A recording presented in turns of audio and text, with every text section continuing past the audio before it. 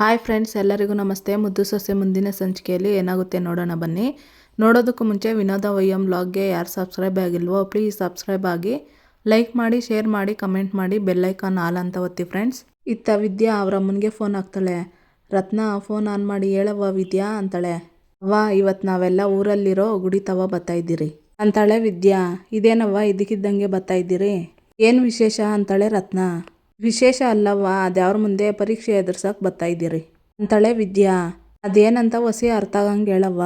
ಅವ್ವ ಅದು ಅಂತ ಹೇಳಿ ಅಜ್ಜಮ್ಮ ಹೇಳಿದ್ದು ಮತ್ತು ಕ್ವಾಟ್ಲೆ ಮೇಲೆ ದೇವ್ರು ಬಂದಿದ್ದು, ದೇವ್ರು ಹೇಳಿದ್ದು ಎಲ್ಲ ಹೇಳ್ತಿರ್ತಾಳೆ ವಿವರವಾಗಿ ವಿದ್ಯಾ. ಈಟಾಯ್ತವ್ವ ಅಂತಾಳೆ ವಿದ್ಯಾ. ಇದೇನವ್ವ ಎಲ್ಲ ಮುಗ್ದೋಯ್ತು, ಇನ್ನು ಮುಂದಕ್ಕಾದರೂ ನನ್ನ ಮಗಳ ಜೀವನ ಚೆಂದಾಗಿರ್ತೈತೆ ಅಂತ ಅಂದ್ಕೊಂಡ್ರೆ ಇದ್ಯಾವುದೋ ಇನ್ನೊಂದು ಕಂಟ್ಕ ಮುಂದಾಗದೆ ಅಂತಾಳೆ ರತ್ನ. ಹೆದರ್ಕೋಬೇಡ ಕಣವ್ವ, ನನ್ನ ಗಂಡ ಯಾವ ತಪ್ಪು ಮಾಡಿಲ್ಲ, ಅದು ಇವತ್ತು ಅದ್ಯಾವ್ರ ಮುಂದ್ಗೂಟೆ ಸಾಬೀತಾಗೇ ಆಗುತ್ತೆ ಅಂತಾಳೆ ವಿದ್ಯಾ. ಅದ್ಯಾವ್ರು ಆರ್ಟ್ ಮಾಡಿದ್ಬಿಟ್ರೆ ಸಾಕು ಕಣವ್ವ, ಹಂಗಾರೆ ನಾವು ಅಲ್ಲಿಗೆ ಬರ್ತೀವಿ ಅಂತಾಳೆ ರತ್ನ. ಸರಿ ಬನ್ನಿ ಅಂತಾಳೆ ವಿದ್ಯಾ. ವಿದ್ಯಾ, ಈ ವಿಷಯ ನಿಮ್ಮ ಅಪ್ಪನಿಗೆ ಮಾತ್ರ ಗೊತ್ತಾಗೋದು ಬೇಡ ಕಣವ್ವ, ಆಮೇಲೆ ಅವ್ರೇನಾದರೂ ಮಾಡಿಬಿಟ್ಟಾರೋ ಅಂತಾಳೆ ರತ್ನ. ನನಗೆ ಅರ್ಥ ಆಯಿತು, ನಾನೇನು ಹೇಳೋಕ್ಕಿಲ್ಲ ಬಿಡು ಅಂತಾಳೆ ವಿದ್ಯಾ. ಸರಿ ಕಣವ್ವ, ನಿಮ್ಮ ಅಪ್ಪನಿಗೆ ಗೊತ್ತಾಗ್ದಿದ್ದಂಗೆ ನಾನು ನಿಮ್ಮ ಅಜ್ಜಿ ಇಬ್ಬರೂ ಬರ್ತೀರಿ ಅಂತಾಳೆ ರತ್ನ. ಆಯಿತು ಕಣವ್ವ ಅಂತ ಹೇಳಿ ವಿದ್ಯಾ ಫೋನ್ ಕಟ್ ಮಾಡ್ತಾಳೆ. ಇತ್ತ ಸಾವಿತ್ರಿ ಏನೋ ಜೊತೆಲಿ ಬೆಳೆದಿರೋ ಸಲಿಗೆಯಿಂದ ನನ್ನ ಮಗಳು ಅವನ ರೂಮ್ಗೆ ಹೋಗಿದ್ದಕ್ಕೆ ಅವಳು ಬಾಳನ್ನೇ ಹಾಳು ಮಾಡಿಬಿಟ್ಟ. ಆಗಿದ್ದಾಗೋಯ್ತು ಹೋಗ್ಲಿ, ನನ್ನ ಮಗಳಿಗೆ ಅವನ ಕೈಯಲ್ಲಿ ತಾಳಿ ಕಟ್ಸು ಅಂತ ಕೇಳ್ಕೊಂಡೆ. ಆದರೆ ನಮ್ಮ ಅಣ್ಣ ಯಾವುದೋ ಒಂದು ನೆಪ ಹಾಕ್ಕೊಂಡು ನನ್ನ ಮಾತಿಗೆ ಒಪ್ಪಲಿಲ್ಲ. ಅದಕ್ಕೆ ನಿಮ್ಮಿಂದಾದರೂ ನ್ಯಾಯ ಸಿಗ್ತೈತಂತ ನಿಮ್ಮನ್ನೇ ನಂಬ್ಕೊಬಂದಿದ್ದೀನಿ ಅಂತಾಳೆ ಸಾವಿತ್ರಿ. ನಾನು ಹಿಂಗೆ ಹೇಳ್ತೀನಿ ಅಂತ ತಪ್ಪು ತಿಳ್ಕೊಬೇಡಿ. ನಿಮ್ಮ ಮಗಳ ಲೈಫ್ನ ಹಾಳು ಮಾಡಿ ಆ ರೀತಿ ಕೆಟ್ಟ ಕೆಲಸ ಮಾಡಿರೋ ವ್ಯಕ್ತಿಗೆ ತಕ್ಕ ಶಿಕ್ಷೆ ಕೊಡಿಸೋ ಬದಲು ಅವನ ಜೊತೆನೇ ಮದುವೆ ಮಾಡಕೊಂಟಿದ್ದೀರಲ್ಲ, ನಿಮಗೆ ಸ್ವಲ್ಪನೂ ಬುದ್ಧಿ ಇಲ್ವೇನ್ರಿ ಅಂತಾರೆ ಅಧ್ಯಕ್ಷರು. ಏನು ಮಾಡೋದು ಮೇಡಮ್ ಅವರೇ, ನನ್ನ ಸ್ವಂತ ಅಣ್ಣನ ಮಗ, ಮೇಲಾಗಿ ಅವರು ಅಧಿಕಾರದಲ್ಲಿ ಇರೋರು, ಅವರು ಸಮನಾಗಿ ನಿಲ್ಲಕ್ಕಾಗ್ತದೆ. ಅದಕ್ಕೆ ನನ್ನ ಮಗಳಿಗಾದರೂ ಒಂದು ನೆಲೆ ಸಿಗಲಿ ಅಂತವ ಅಂತಾಳೆ ಸಾವಿತ್ರಿ. ಅದಕ್ಕೆ ಹೆಣ್ಣಿನ ಶೀಲದ ಜೊತೆ ಆಟ ಆಡ್ದವನಿಗೆ ನಿಮ್ಮ ಮಗಳು ಮದುವೆ ಮಾಡ್ತೀರಾ? ನಿಮ್ಮಂಥವ್ರು ಹಿಂಗೆ ಯೋಚನೆ ಮಾಡೋದ್ರಿಂದನೇ ಅಂಥ ಮನಸ್ಥಿತಿಯವರು ಹೆಚ್ಚಾಗಿರೋದು. ನೋಡಿ, ನೀವೇನು ಭಯಪಡಬೇಡಿ, ಮಂತ್ರಿಗಳಲ್ಲ ಯಾರೇ ಬಂದರೂ ನಾನು ನಿಮ್ಮ ಜೊತೆ ಇರ್ತೀನಿ. ಬನ್ನಿ ಈಗಲೇ ಕೇಸ್ ಹಾಕಿ ಅವನ ಜೀವನ ಪೂರ್ತಿ ಜೈಲಲ್ಲಿ ಕೊಳೆಯಂಗೆ ಮಾಡೋಣ ಅಂತ ಮಹಿಳಾ ಅಧ್ಯಕ್ಷಳು ಹೇಳ್ತಾಳೆ. ಅಯ್ಯಯ್ಯೋ, ನಾನೇನೋ ಅಂದ್ಕೊಂಡು ಬಂದರೆ ಇವರು ಕೇಸು ಗೀಸು ಅಂತ ನಮ್ಮ ಬಾಯಿಗೆ ಮಣ್ಣಾಕಂಗೆ ಕಾಣ್ತಾವ್ರೆ ಅಂತ ಸಾವಿತ್ರಿ ಮನಸ್ಸಿನಲ್ಲೇ ಅನ್ಕೊತಿರ್ತಾಳೆ. ಯೋಚನೆ ಮಾಡಬೇಡಿ, ಅಂಥವ್ರನ್ನ ಸುಮ್ಮನೆ ಬಿಡೋದು ಬೇಡ, ನಡೀರಿ ಹೋರಾಟ ಮಾಡಿ ಅಂಥವ್ರಿಗೆ ತಕ್ಕ ಶಿಕ್ಷೆ ಕೊಡ್ಸೋಣ ಅಂತ ಮಹಿಳಾ ಅಧ್ಯಕ್ಷಳು ಹೇಳ್ತಾಳೆ. ಅಯ್ಯಯ್ಯೋ, ಅಂಥ ಕೆಲಸ ಮಾಡಬೇಡಿ, ಯಾಕಂದರೆ ನಮ್ಮ ಅಣ್ಣ ಈಟ್ ವರ್ಷ ಆಶ್ರಯ ಕೊಟ್ಟು ಶಾನೆ ಸಂದಾಗಿ ನೋಡ್ಕೊಂಡವನೆ, ಅವನ ಋಣದ ಭಾರ ನಮ್ಮ ಮೇಲೆ ಶಾನೆ ಅದೇ ಅಂತ ಹೇಳ್ತಾಳೆ ಸಾವಿತ್ರಿ. ಅದಕ್ಕೆ ಅವನ ಮಗ ಏನು ಬೇಕಾದರೂ ಮಾಡ್ಬೋದಾ ಅಂತ ಲೇಡಿ ಲಾಯರು ಹೇಳ್ತಾಳೆ. ಅಯ್ಯೋ, ನಾನು ಹಂಗೆ ಹೇಳಲಿಲ್ಲ ಮೇಡಮ್ ಅವರೇ, ಅವನು ಮಾಡಿರೋ ತಪ್ಪಿಗೆ ನಮ್ಮ ಅಣ್ಣನ ಮರ್ಯಾದೆ ಕಳಿಯೋದು ಬೇಡ ಅಂತವ. ಅವನೇನಾದರೂ ನಮ್ಮ ಅಣ್ಣನ ಮಗ ಆಗಿಲ್ಲದೆ ಹೋಗಿದ್ದಿದ್ರೆ ಇಷ್ಟೊತ್ತಿಗೆ ಕೊಂದು ನಾನೇ ಜೈಲಿಗೆ ಹೋಗ್ತಿದ್ದೆ. ಆದರೆ ಏನು ಮಾಡಲಿ, ನನ್ನ ಸ್ವಂತ ಮಗನಂಗೆ ಸಾಕಿವ್ನಿ. ಈಗ ಅವನಿಗೆ ಶಿಕ್ಷೆ ಕೊಡಿಸಿ ನನ್ನ ಮಗಳನ್ನ ಬೇರೆ ಒಂದು ಜೊತೆಗೆ ಮದುವೆ ಮಾಡಿಸಿದ್ರೆ ಅವಳು ನೆಮ್ಮದಿಯಿಂದ ಇರೋಕ್ಕಾಗ್ತದೆ. ಅದಕ್ಕೆ ಹೆಂಗೋ ಅವನ ಜೊತೆನೇ ಮದುವೆ ಆದರೆ ಅವಳಿಗೂ ಒಂದು ಬದುಕು ಸಿಗ್ತೈತೆ, ನನಗೂ ನೆಮ್ಮದಿ ಆಗ್ತೈತೆ ಅಂತ ಸಾವಿತ್ರಿ ಹೇಳ್ತಾಳೆ.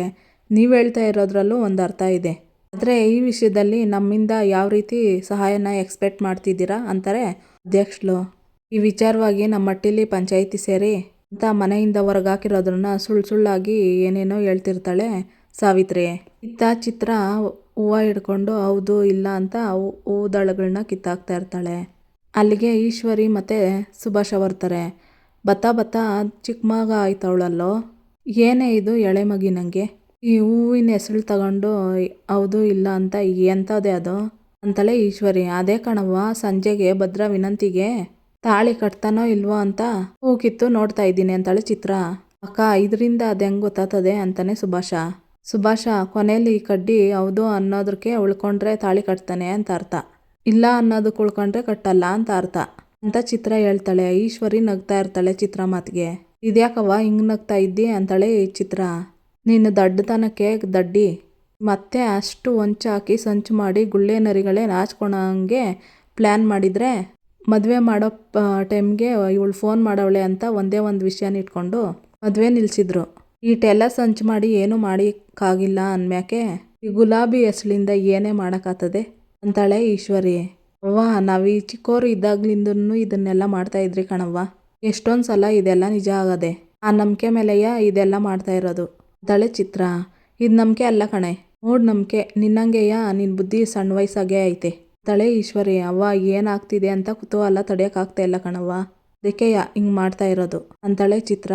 ನೋಡೆ, ಈ ಮದುವೆ ಆಗ್ತೈತೋ ಬಿಡ್ತೈತೋ ಅದಂತೂ ನನಗೆ ಗೊತ್ತಿಲ್ಲ, ಆದರೆ ಅವ್ವ ಮಗಳು ಸೇರಿಕೊಂಡು ಏನೋ ದೊಡ್ಡದಾಗಿ ಮಸ್ಲತ್ ಮಾಡವ್ರೆ ಅನ್ನೋದು ಮಾತ್ರ ದಿಟ.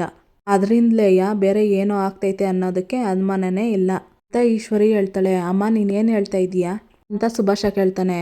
ಆ ವಿನಂತಿ ಫೋನ್ ಮಾಡಿರೋ ವಿಷಯ ಕಂಡಿಡಿಯೋ ಗಂಟೆ ಎಷ್ಟು ಗುಟ್ಟಾಗಿ ಕಾಪಾಡ್ಕೊ ಬಂದ್ರಲ್ಲ ಇವರು, ಅಂಥದ್ರಾಗೆ ಈ ವಿಚಾರದಲ್ಲಿ ಏನಾದರೂ ಮಾಡೋಕ್ಕಿಲ್ಲ ಅಂತ ಏನು ಗ್ಯಾರಂಟಿ ಹೇಳು? ನಿಮ್ಮ ಅತ್ತೆ ಅವಳಲ್ಲ ಸುಭಾಷ, ನಾವು ಅನ್ಕೊಂಡಿರೋ ಮಟ್ಟಿಗೆ ಕ್ರಿಮಿನಲ್ ಅಲ್ಲ, ನಮ್ಮ ಊಹೆಗೂ ಮೀರಿ ದೊಡ್ಡ ಕ್ರಿಮಿನಲ್ಲು ಅವಳು. ತನ್ನ ಮಗಳನ್ನ ಈ ಅಟ್ಟಿ ಸೊಸೆ ಮಾಡೋದಕ್ಕೆ ಏನು ಬೇಕಾದರೂ ಮಸ್ಲತ್ ಮಾಡ್ತಾಳೆ ಅಂತಾಳೆ ಈಶ್ವರಿ.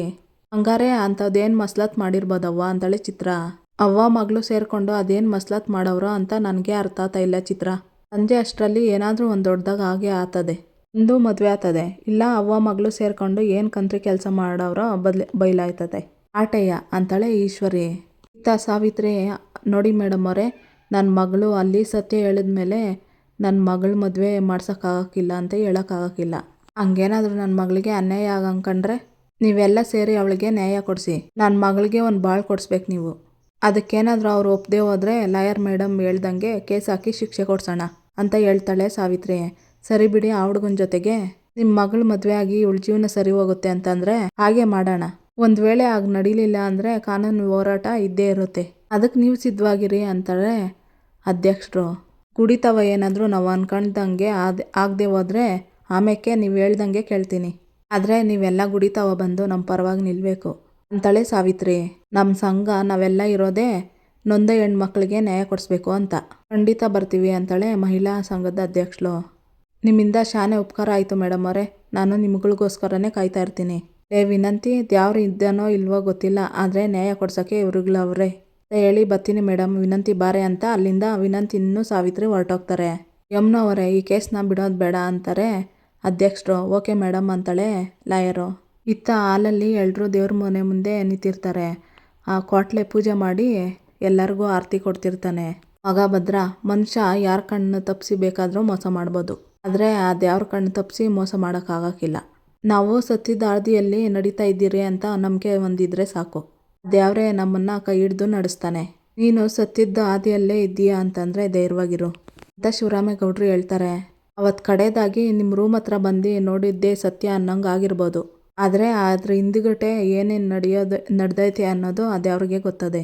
ಈಗ ಅದೇನು ಅಂತ ಬಯಲಾಗೋ ಸಮಯ ಬಂದೈತೆ. ನೀನು ಯಾವುದಕ್ಕೂ ಚಿಂತೆ ಮಾಡದೆ ಆ ದೇವ್ರ ಮೇಲೆ ನಂಬಿಕೆ ಮಾಡ್ಗೋ ಅಂತಾಳೆ ಅಜ್ಜಮ್ಮ. ಅಮ್ಮಮ್ಮ, ನನ್ನ ಮನಸ್ಸಲ್ಲಿ ತಪ್ಪು ಮಾಡಿಬಿಟ್ಟಿದ್ದೀನಿ ಅಂತ ಭಯ ಆಗಲಿ, ಸುಳ್ಳು ಹೇಳ್ಬಿಟ್ಟಿದ್ದೀನಿ ಅಂತ ಭಯ ಆಗಲಿ ಇಲ್ಲ. ಯಾಕೆ ಅಂದರೆ ನಾನು ತಪ್ಪು ಮಾಡಿಲ್ಲ ಅಂತ ಬಲವಾದ ನಂಬಿಕೆ ನನಗೆ ಐತೆ. ಹಂಗಿರ್ಬೇಕಾದ್ರೆ ನಾನು ಯಾಕೆ ಚಿಂತೆ ಮಾಡಲಿ ಹೇಳು? ನೀವು ಆಟೆಯ ಏನಾಗ್ಬಿಡ್ತೈತೆ ಅಂತ ಭಯ ಬೇಡ. ಇವತ್ತು ಸತ್ಯ ಆಚೆ ಬಂದೇ ಬರ್ತದೆ, ಅವ್ರ ಮುಖವಾಡ ಕಳಚಿ ಬಿದ್ದೇ ಬೀಳ್ತೈತೆ ಅಂತ ಭದ್ರ ಹೇಳ್ತಾನೆ. ಆ ನಂಬಿಕೆ ವಿಶ್ವಾಸದಿಂದಲೇ ನಾವು ಇರೋದು. ಹೊರಡೋಣ ನಡೀರಿ ಅಂತಾರೆ ಶಿವರಾಮೇಗೌಡರು. ಈಶ್ವರಿ, ಸುಭಾಷ ಮತ್ತು ಚಿತ್ರಾನ್ ಬಿಟ್ಟು ಇನ್ನೆಲ್ಲ ಹೊರಡ್ತಾರೆ. ಅಲ್ಲ ಕಣವ್ವ, ಎಲ್ಲರೂ ಕಣ್ಣಾರೆ ಕಂಡವ್ರೆ, ವಿನಂತಿ ನಾಚಿಕೆ ಬಿಟ್ಟು ಹೇಳವಳೆ ಅದೇ ಸತ್ಯ ಅಂತ ಸಾರಕ್ಕೆ ಅತ್ತೆ ಇದ್ದನೇ ಮಾಡ್ತಾವಳೆ, ಅಂಥದ್ರಲ್ಲೂ ಇಷ್ಟೊಂದು ವಿಶ್ವಾಸ ಇಡೋದಕ್ಕೆ ಹೆಂಗವ್ವ ಸಾಧ್ಯ ಅಂತಾಳೆ ಚಿತ್ರ. ಎತ್ತೋರ್ಗೆ ಯಜ್ಞ ಮುದ್ದು ಅನ್ನಕ್ಕಿಲ್ವೇನೆ? ಇದು ಹಂಗೆಯ. ಒಂದು, ನನ್ನ ಮಗ ಏನು ಮಾಡಿರಕ್ಕಿಲ್ಲ ಅಂತ ಅತಿಯಾದ ಆತ್ಮವಿಶ್ವಾಸ, ಇನ್ನೊಂದು ಏನೇ ಆದರೂ ಜಯಿಸಿ ಬರ್ತೀನಿ ಅಂತ ಬಂಡ ಧೈರ್ಯ ಹಿಂಗೆ ಮಾಡಿಸ್ತೈತೆ ಅಂತ ಈಶ್ವರಿ ಹೇಳ್ತಾಳೆ. ಆದರೂ ಅದನ್ನೆಲ್ಲ ಮೀರಿ ಸಾವಿತ್ರಿ ಅತ್ತೆ ಇಷ್ಟು ಧೈರ್ಯ ಮಾಡ್ತಾವ್ರೆ ಅಂತಂದರೆ ಆ ಧೈರ್ಯ ಪ್ರಯೋಜನಕ್ಕೆ ಬರುತ್ತೆ ಅಂತ ಹೇಳ್ತೀಯಮ್ಮ ಅಂತಾನೆ ಸುಭಾಷ. ಖಂಡಿತವಾಗ್ಲೂ ಸಾಧ್ಯ ಇಲ್ಲ. ಅವ್ರೇನು ಕನಸು ಮಾಡ್ಕೊಂಡು ಅಲ್ಲಿ ತನಕ ಹೋಗ್ತಾವ್ರೋ ಅವ್ರ ಕನಸು ಹೊಡೆದು ನುಚ್ಚು ನೂರು ಆಗ್ತದೆ, ನೋಡ್ತಾ ಇರು. ಯಾಕೆ ಹೇಳು, ಇವ್ರು ಅನ್ಕೊಂಡಿರೋದು ತಿಪ್ಪರ್ಲಾಗ ಹೊಡೆದ್ರೂ ಆಗೋಕ್ಕಿಲ್ಲ ಅಂತ ಈಶ್ವರಿ ಹೇಳಿ ಅಲ್ಲಿಂದ ಹೊರಡ್ತಾರೆ. ಇತ್ತ ಊರಿನ ಜನ ಎಲ್ಲ ಮಾತಾಡ್ಕೊತಾ ಇರ್ತಾರೆ. ಓಹೋಹೋ, ಹಂಗಾಗೋದಂತೋ, ಹಂಗಾರೆ ಗೌಡ್ರ ಮನೆಯವರು ದೊಡ್ಡ ಪರೀಕ್ಷೆನೇ ಎದುರ್ಸಂಗೆ ಆಗೈತೆ, ದ್ಯಾವ್ರು ಮುಂದಕ್ಕೆ ಬಂದೈತೆ ಅಂದರೆ ತೀರ್ಪಿಲ್ಲೇ ಆಗ್ತದೆ ತಗೋ ಅಂತಾರೆ ಅಂತ ಮಾತಾಡ್ಕೊತಿರ್ತಾರೆ ಊರ ಜನಗಳು. ಅಲ್ಲಿಗೆ ಶಿವರಾಮೇಗೌಡರು ಕಾರಲ್ಲಿ ಅವ್ರ ಕುಟುಂಬ ಸಮೇತ ಬರ್ತಾರೆ. ಬಂದು ಇಳಿದು, ಭದ್ರಾ, ವಿದ್ಯಾ, ಪೂಜೆಗೆಲ್ಲ ವ್ಯವಸ್ಥೆ ಮಾಡ್ಕೊಳ್ಳಿ ಅಂತ ಶಿವರಾಮೇಗೌಡರು ಹೇಳ್ತಾರೆ. ಸರಿ ಅಪ್ಪಯ್ಯ ಅಂತಾನೆ ಭದ್ರೇಗೌಡ. ಅಲ್ಲಿಂದ ಎಲ್ಲರೂ ಹೊರಡ್ತಾ ಇರ್ತಾರೆ ದೇವ್ರ ಹತ್ರಗೆ. ಅಲ್ಲ ರೀ, ನಾವೇನು ದೇವ್ರಿಗೆ ಹೇಳೋದಕ್ಕೆ ಬಂದಿದ್ದೀವಾ ಇಲ್ಲ ಜಾತ್ರೆಗೆ ಬಂದಿದ್ದೀವಾ? ಹಿಂಗೆ ಅಲಂಕಾರ ಮಾಡವ್ರೆ ಅಂತ ಈಶ್ವರಿ ಹೇಳ್ತಿರ್ತಾಳೆ. ಈಶ್ವರಿ, ನಾವು ದೇವ್ರನ್ನ ಕೇಳೋಕೆಯ ಬಂದಿರೋದು, ಇದು ನಮ್ಮ ಮನೆತನದ ಮೇಲೆ ಇರೋ ಗೌರವಕ್ಕೆ ಹೊಸಿ ಅಲಂಕಾರನೆಲ್ಲ ಜಾಸ್ತಿ ಮಾಡವ್ರೆ ಆಟೆಯ ಅಂತ ಗೋವಿಂದೇಗೌಡರು ಹೇಳಿ ನಡಿ ಅಂತ ಅಂದ್ಬಿಟ್ಟು ಕರ್ಕೊಂಡೋಗ್ತಾರೆ. ಶಿವರಾಮೇಗೌಡರು ಬಂದು ದೇವ್ರಿಗೆ ನಮಸ್ಕಾರ ಹಾಕ್ಕೊಂಡು, ದೇವ್ರೆ ನಿನ್ನ ಆಜ್ಞೆಗೆ ಶರಣಾಗಿ ನಿನ್ನ ಮುಂದ್ಗುಟ್ಟೆ ಬಂದು ಮಾನ ಮರ್ಯಾದೆ ಎಲ್ಲನೂ ಪಣಕ್ಕಿಟ್ಟು ಈ ಪರೀಕ್ಷೆ ಎದುರ್ಸೋಕ್ಕೆ ಸಿದ್ಧವಾಗಿದ್ದೀನಿ. ನೀನು ನನ್ನ ಮಗನ ಪರ ನಿಲ್ಲು ಅಂತ ಕೇಳೋಕ್ಕಿಲ್ಲ, ಆದರೆ ಸತ್ಯ ಏನಾಯ್ತೋ ಅದನ್ನು ಗೆಲ್ಸು ಅಂತ ಶಿವರಾಮೇಗೌಡರು ಮನಸ್ಸಲ್ಲಿ ಬೇಡ್ಕೊತಿರ್ತಾರೆ. ನಾನು ಪವಿತ್ರ ಅಂತ ಸಾಬೀತು ಮಾಡ್ಕೊಳಕ್ಕೆ ಆವತ್ತು ಆ ಸೀತಾಮಾತೆ ಅಗ್ನಿ ಪ್ರವೇಶ ಮಾಡಿದ್ಲು. ಹಂಗೆ ಇವತ್ತು ನಾನು ತಪ್ಪು ಮಾಡಿಲ್ಲ ಅಂತ ನಂಬಿಕೆಯಿಂದ ನಿನ್ನ ಮುಂದ್ಗೂಟೆ ಅಗ್ನಿ ಪರೀಕ್ಷೆ ಎದುರಿಸ್ತಾ ಇದ್ದೀನಿ. ನನ್ನ ಕಡೆ ಸತ್ಯ ಇದ್ದರೆ ನಿನ್ನ ಜೊತೆಯಾಗಿದ್ದು ಕಾಪಾಡು ತಾಯಿ ಅಂತ ಮನಸ್ಸಿನಲ್ಲಿ ಬೇಡ್ಕೊತಿರ್ತಾನೆ ಭದ್ರ. ದೇವ್ರೆ ಏನೇ ಆದ್ರೂ ಗಂಡ ಹೆಂಡ್ರು ಸಮಾನ ಪಾಲು ಅಂತ ನಂಬಿ ಈ ಪರೀಕ್ಷೆನ ಇವ್ರ ಕೂಟೆ ಎದುರಿಸ್ತಾ ಇದ್ದೀನಿ. ಇಲ್ಲಿ ಏನಾಗಿದೆ ಅಂತವ ನನಗೆ ಸಂದ ಗೊತ್ತು. ಒಂದು ವೇಳೆ ನನ್ನ ನಂಬಿಕೆ ಸುಳ್ಳಾಗಿದ್ರೆ ನನ್ನ ಗಂಡನ ಜೊತೆ ನನಗೂ ಶಿಕ್ಷೆ ಕೊಡು. ಇಲ್ಲ ಅಂದರೆ ನನ್ನ ಗಂಡ ನಿರಪರಾಧಿ ಆಗಿದ್ದರೆ ನನ್ನ ಗಂಡ ಏನು ತಪ್ಪು ಮಾಡಿಲ್ಲ ಅಂತ ಸಾಬೀತು ಮಾಡು ಎಲ್ಲರ ಮುಂದೆನೋ ಅಂತ ಬೇಡ್ಕೊತಿರ್ತಾಳೆ ವಿದ್ಯಾ. ನಾನೊಂದು ಹೆಣ್ಣಿನ ಮೈ ಮುಟ್ಟಿದೆ ಅಂತವ ನನಗೆ ಮದುವೆ ಮಂಟಪದಲ್ಲಿ ಅವಮಾನ ಮಾಡಿಬಿಟ್ರಿ ಅಲ್ವೇ. ನೋಡ್ತಾ ಇರಿ ಇವತ್ತು 10 ಜನಗಳ ಮುಂದೆ ನಿಮ್ಮ ಮಾನ ಮರ್ಯಾದೆ ಮೂರ್ಖಾಸ್ ಗರಾಜಾಗ್ತಾ ಇರ್ತೈತೆ ಅಂತ ಸುಭಾಷ ಮನಸ್ಸಿನಲ್ಲಿ ಅನ್ಕೊಂತಿರ್ತಾನೆ. ಪೂಜಾರಿಗಳು ಗೌಡ್ರೆ ಪೂಜೆ ಶುರು ಮಾಡೋಣವೇ ಅಂತ ಹೇಳ್ತಿರ್ತಾರೆ. ಧಾರಾಳವಾಗಿ ಅಂತ ಹೇಳ್ತಾರೆ ಶಿವರಾಮೇಗೌಡರು. ಪೂಜಾರಿಗಳು ಶುರು ಮಾಡಿ ಪೂಜೆ ಮಾಡಿ ಎಲ್ಲ ಮಂಗಳಾರತಿ ಕೊಡ್ತಾರೆ ಎಲ್ರಿಗೂ. ಶಿವರಾಮೇಗೌಡರು ಕೊಂಡಕ್ಕೆ ಪೂಜೆ ಎಲ್ಲ ಮಾಡಿ ಕೊಂಡಾಣಿಸ್ತಾರೆ. ಶಿವರಾಮೇಗೌಡರು ಚಿಕ್ಕಪ್ಪ ಮತ್ತು ಸಾವಿತ್ರಿ ವಿನಂತಿ ಎಲ್ಲ ಕಾರಿಂದ ಇಳಿದು ಬರ್ತಾರೆ. ಸಾವಿತ್ರಿ ನೀನು ಹೇಳು ಅಂತ ಶಿವರಾಮೇಗೌಡರು ಚಿಕ್ಕಪ್ಪ ಹೇಳ್ತಾರೆ. ಚಿಕ್ಕಪ್ಪ ದಯವಿಟ್ಟು ಅಂತಾಳೆ ಸಾವಿತ್ರಿ. ಸರಿ ಅಂತ ಅಂದ್ಬಿಟ್ಟು ಶಿವರಾಮೇಗೌಡರು ಚಿಕ್ಕಪ್ಪ ಹೊರಡ್ತಾರೆ ಅಲ್ಲಿಂದ. ಸಾವಿತ್ರಿ ಬ್ಯಾಗ್ನಿಂದ ಅರ್ಶಿನ ಕೊಂಬು ಕಟ್ಟಿರೋ ಅಂಥದ್ದು ತಾಳಿ ತೆಗಿತಾಳೆ. ಅವ್ವ ಅಂತಾಳೆ ವಿನಂತಿ. ನಿನ್ಗೆ ಯಾಕೆ ಸುಮ್ಕಿರೆ ನಾನೆಲ್ಲನೂ ನೋಡ್ಕೊತೀನಿ ಸಾವಿತ್ರಿ ಹೇಳಿ ಬಾ ಅಂತ ಹೇಳಿ ಅಲ್ಲಿಂದ ದೇವ್ರ ಹತ್ರಿಗೆ ಬರ್ತಾರೆ ವಿನಂತಿನೂ ಸಾವಿತ್ರಿ. ವಿದ್ಯವ್ರ ಅಮ್ಮ ರತ್ನನ್ನು ಮತ್ತೆ ವಿದ್ಯವ್ರ ಅಜ್ಜಿ ಬಂದು ನಿಂತ್ಕೊಂತಾರೆ. ವಿನಂತಿನೂ ಸಾವಿತ್ರಿ ಶಿವರಾಮೇಗೌಡರು ಪಕ್ಕದಲ್ಲಿ ಬಂದು ನಿಂತ್ಕೊಂತಾರೆ. ಇದೆಲ್ಲ ಬೇಕಾಗಿತ್ತ ಅಣ್ಣ? ನನ್ನನ್ನು ಊರವ್ರ ಮುಂದೆ ತಂದು ನಿಲ್ಲೋ ಪರಿಸ್ಥಿತಿ ತಂದ್ಬಿಟ್ಟೆ ಅಂತ ನನ್ನ ಮೇಲೆ ಗಂಟ ಕೋಪ ಆದೆ ಅಂತ ನನಗೆ ಚಂದ ಗೊತ್ತು. ಆದರೆ ಏನು ಮಾಡಲಿ, ಇಟ್ಟೆಲ್ಲ ಆಗೋದಕ್ಕೆ ಕಾರಣನೇ ನೀನು. ಈಗಲೂ ಕಾಲ ಮುಂಚಿಲ್ಲ ಅಣ್ಣ. ಈಗಲೇ ತಪ್ಪಾಗೈತೆ ಅಂತ ಒಪ್ಕೊಂಡು ಅವನ ಕೈಯಲ್ಲಿ ತಾಳಿ ಕಟ್ಸ್ಬಿಡು, ಮರ್ಯಾದಿನಾದರೂ ಉಳಿತದೆ ಅಂತಾಳೆ ಸಾವಿತ್ರಿ. ಗೋವಿಂದ ನನ್ನ ಮಗನ ಮೇಲೆ ಇರೋ ನಂಬಿಕೆ ಭರವಸೆ ಮತ್ತು ಅದ್ಯಾವ್ರ ಮೇಲೆ ಇರೋ ನಂಬಿಕೆಯಿಂದ ಬಂದಿದ್ದೀನಿ. ಸತ್ಯ ಏನು ಅನ್ನೋದು ಅದ್ಯಾವ್ರೇ ತೀರ್ಮಾನ ಮಾಡ್ತದೆ. ಅಲ್ಲಿ ಗಂಟ ಯಾರಾದರೂ ಮಾತಾಡಿದ್ರೆ ಗ್ರಾಚಾರ ನೆಟ್ಟಗಿರಲ್ಲ ಅಂತ ಹೇಳ್ಬಿಡು ಅಂತ ಶಿವರಾಮೇಗೌಡರು ಹೇಳ್ತಾರೆ. ಅದಕ್ಕೆ ಯಾಕೆ ಹಿಂಗೆ ಕೋಪ ಮಾಡ್ಕೊತೀಯ ಬಿಡೋಣ, ನಾನೇನೋ ನಿನ್ನ ಒಳ್ಳೇದಕ್ಕೆ ಹೇಳ್ದೆ. ಹೇಳೋಕ್ಕೆ ತಯಾರಿಲ್ಲ ಅಂದ್ಮ್ಯಾಕೆ ಮುಂದೆ ಏನಾಗುತ್ತೋ ಅದನ್ನು ಅನುಭವಿಸು.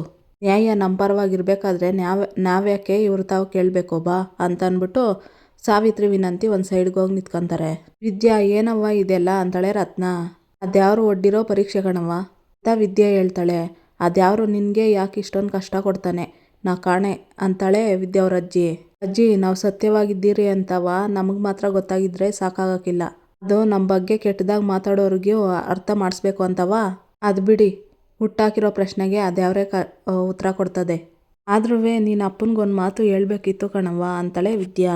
ಬೇಡ ಸುಮ್ಕಿರವ್ವ, ಅವ್ರಿಗೇನಾದರೂ ಗೊತ್ತಾದರೆ ಸುಮ್ಕಿದ್ದಾರೆ, ಏನಾದರೂ ಮಾಡಿಬಿಡ್ತಾರೆ ಅಂತ ಬೈಕೆ ಏನೂ ಹೇಳಲಿಲ್ಲ, ಸುಳ್ಳು ಹೇಳ್ಬಿಟ್ಟು ಬಂದಿದ್ದೀವಿ ಅಂತಾಳೆ ರತ್ನ. ಸರಿ ಬಿಡು ಅಂತಾಳೆ ವಿದ್ಯಾ.